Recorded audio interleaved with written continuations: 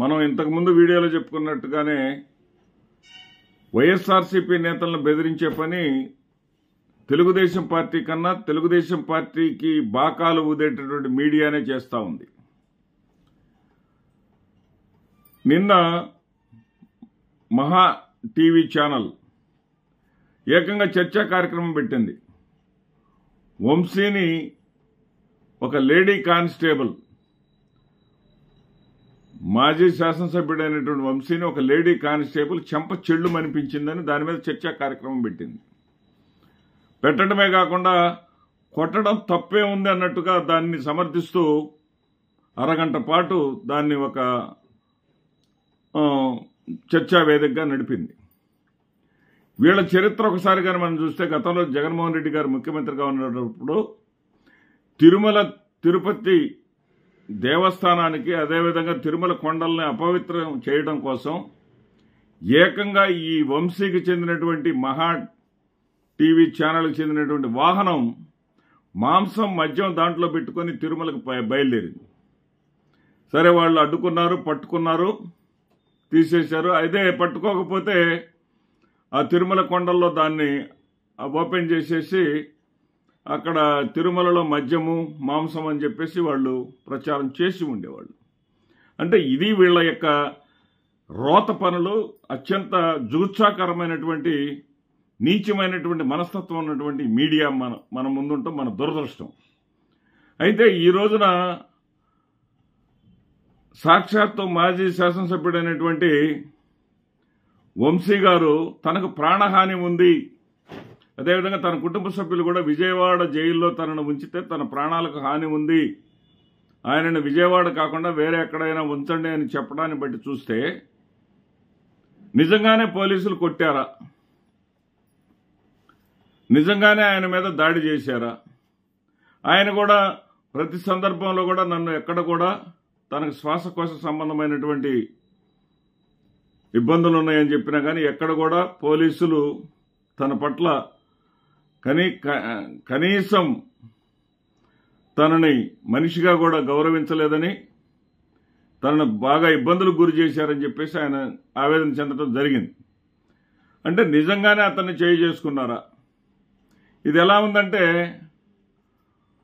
ఖచ్చితంగా high court serious అయిన దానికన్నా కూడా ఇంకా ప్రజలు ఇంకా సీరియస్ అవ్వాల్సినటువంటి పరిస్థితులు కనపడతా ఉన్నాయి.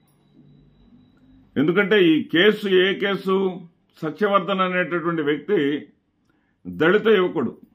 అతను కేసు ఏమని పెట్టాడు? ఇతను దాడి చేసినటువంటి సందర్భంలో అతనిని కులం పేరుతోటి దూషించినట్టుగా పెట్టాడు. కులం పేరుతో దూషించారు అని పెట్టినప్పుడు అది ఎప్పుడు జరిగింది? గన్నవరంలో టీడీపీ ఆఫీస్ మీద ధ్వంసం మీద దాడి అనేది ఎప్పుడు జరిగింది? వైసీపీ హయాంలో జరిగింది. ఆ రోజున 44 మందిని అరెస్ట్ చేశారు. ఆ 44 మంది కాకుండా 45వ వాడికి వంశీని చేర్చి మరొక 50 మంది వంశీ బలమైనటువంటి అనుచరులందరినీ చేర్చి మొత్తం 95 మందిని చేశారు. 95 మంది కూడా తనను వచ్చి కులం పేరుతో దూషించినట్టుగా సత్యవర్ధన్ ఎవరి కోసం చెప్పాడు? తెలుగుదేశం పార్టీ వాళ్ళ కోసం చెప్తాడు. ఎందుకంటే అతనే అక్కడ ఆ తెలుగుదేశం పార్టీ ఆఫీసులో కంప్యూటర్ ఆపరేటర్గా పనిచేస్తా ఉన్నాడు. అతనేం చెప్పాడు?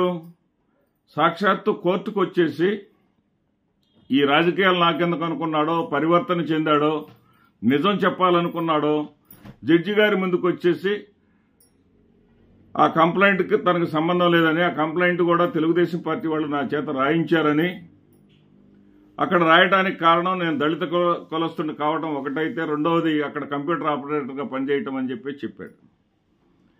చెప్పినప్పటికీ కూడా మరి తెలుగుదేశం పార్టీ సపోర్ట్ చేసేటటువంటి పచ్చ మీడియా ఏం చెప్తా ఉంది?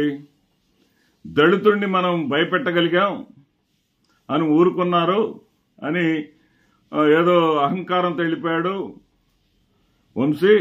ఈ రోజున లోకేష్ తన పవర్ను చూపించేసి అరెస్ట్ చేయించాడు, దమ్ము చూపించాడు. మళ్ళీ అతనే వచ్చి లేదు నేనే కేసు పెట్టానని చెప్పాడు అని చెప్తా ఉన్నారు. ఇంతకన్నా దౌర్భాగ్యం, ఇంతకన్నా నీచం మరొకటి ఉండదేమో, ఇంతకన్నా రోత పనులు మరొకటి ఉండవేమో. ఎందుకంటే ఎవరు పెడతారు? ఇప్పుడు తాజాగా అబ్బయ్య చౌదరి అబ్బాయి చౌదరి చింతమనేని మీద గత ఎన్నికలు 2019లో గెలిచాడు, 2024లో ఓడిపోయాడు. అబ్బాయి చౌదరి మీద కూడా ఎస్సీ అట్రాసిటీ కేసు పెట్టారు. ఎవరి చేత పెట్టించారు case? Chintamaneni Prabhakar car driver చేత. మళ్ళీ దళితుడినే ఎన్నుకున్నారు. అంటే వీళ్ళని దళితుల్ని పావులుగా వాడుకొని వాళ్ళ చేత కేసులు వేయించేది ఎవరు? అబ్బాయి చౌదరి మీద ఏమి రాయమంటే అది రాస్తాడా లేదా?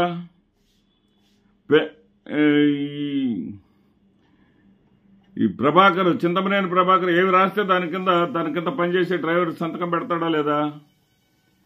ఇలాంటి క్రూరమైనటువంటి పరిపాలన, ప్రజలకు పని చేయలేనటువంటి పరిపాలన, ప్రజలకు పని చేయలేక, ప్రజలకు సంబంధించినటువంటి పనులు చేయలేక, ప్రజలకు పరిపాలన అందించలేక, ప్రజలకు పరిపాలన అందించడం చేతకాదు కాబట్టి ప్రజలు దాన్ని ప్రశ్నించకుండా ఉండటం కోసం చేసేటటువంటి ఈ దుర్మార్గ పరిపాలనని చరమగీతం పాడాలంటే ప్రజల్లో చైతన్యం రావాల్సినటువంటి అవసరం ఉంది. ప్రజలందరూ కూడా ఏమి జరుగుతుంది అని చెప్పేసి ఆలోచన చేయాల్సినటువంటి పరిస్థితి ఇప్పటికే రాష్ట్రంలో ఎక్కడ చూసినా సరే ప్రజా వ్యతిరేకత అనేది పెళ్లిబుగుతా ఉంది. కానీ ఇలాంటి దుర్మార్గపు చర్యలతో ముందుకు వెళ్లకుండా ప్రభుత్వానికి అడ్డ వేయాల్సినటువంటి బాధ్యత కూడా ప్రజా సంఘాల మీద, చైతన్యవంతమైన ప్రజల మీద ఎంతైనా ఉంది. నమస్తే. మనం ఇంతకుముందు వీడియోలో చెప్పుకున్నట్టుగానే వైఎస్ఆర్సీపీ నేతలను బెదిరించే పని తెలుగుదేశం పార్టీ కన్నా తెలుగుదేశం పార్టీకి బాకాలు ఊదేటటువంటి మీడియానే చేస్తూ ఉంది. నిన్న మహా టీవీ ఛానల్ ఏకంగా చర్చా కార్యక్రమం పెట్టింది. వంశీని, ఒక లేడీ కానిస్టేబుల్, మాజీ శాసనసభ్యుడైనటువంటి వంశీని ఒక లేడీ కానిస్టేబుల్ చెంప చెళ్ళు అనిపించిందని దాని మీద చర్చా కార్యక్రమం పెట్టింది. పెట్టడమే కాకుండా కొట్టడం తప్పే ఉంది అన్నట్టుగా దాన్ని సమర్థిస్తూ అరగంట పాటు దాన్ని ఒక చర్చా వేదికగా నడిపింది. వీళ్ళ చరిత్ర ఒకసారి కానీ మనం చూస్తే గతంలో జగన్మోహన్ రెడ్డి గారు ముఖ్యమంత్రిగా ఉన్నప్పుడు తిరుమల తిరుపతి దేవస్థానానికి, అదేవిధంగా తిరుమల కొండల్ని అపవిత్రం చేయడం కోసం ఏకంగా ఈ వంశీకి చెందినటువంటి మహా టీవీ ఛానల్కి చెందినటువంటి వాహనం మాంసం, మద్యం దాంట్లో పెట్టుకొని తిరుమలకు బయలుదేరింది.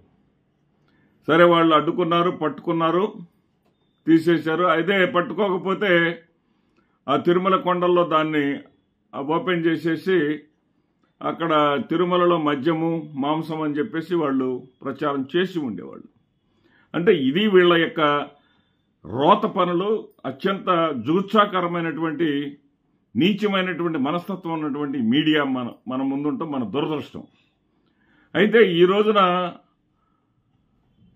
సాక్షాత్తు మాజీ శాసనసభ్యుడైనటువంటి వంశీ గారు తనకు ప్రాణహాని ఉంది, అదేవిధంగా తన కుటుంబ సభ్యులు కూడా విజయవాడ జైల్లో తనను ఉంచితే తన ప్రాణాలకు హాని ఉంది, ఆయనను విజయవాడ కాకుండా వేరే ఎక్కడైనా ఉంచండి అని చెప్పడాన్ని బట్టి చూస్తే నిజంగానే పోలీసులు కొట్టారా? నిజంగానే ఆయన మీద దాడి చేశారా?